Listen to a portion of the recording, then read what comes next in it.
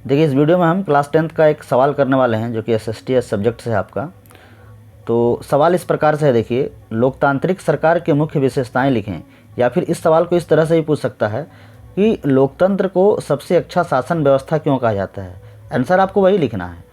तो विशेषता बोलेगा तो आप जो स्टार्टिंग लिखिएगा, लोकतांत्रिक सरकार की मुख्य विशेषताएं निम्नलिखित हैं, ऐसा करके लिखिएगा। और अगर पूछे कि लोकतंत्र को सबसे अच्छा शासन व्यवस्था क्यों कहा जाता है, तो आप उसमें लिखिएगा लोकतंत्र को निम्न कारणों से एक अच्छा शासन व्यवस्था कहा जाता है। ठीक है, और विशेषता ही लिखना है आपको वहाँ पे। ठीक है, तो लिखेंगे कैसे, देखिए, जनता द्वारा चुने सदस्य ही शासन की बागडोर संभालते हैं।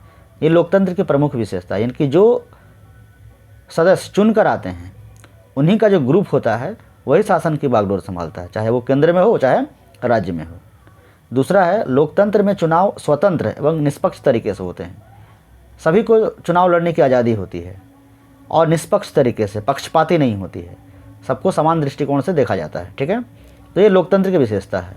तीसरा है, इसमें सार्वभौमिक वयस्क मताधिकार होता है, यानी कि सभी वयस्क लोगों को वोट डालने का अधिकार होता है, जो 18 या 18 से ऊपर उनको, तथा सभी के वोट मूल्य समान होते हैं।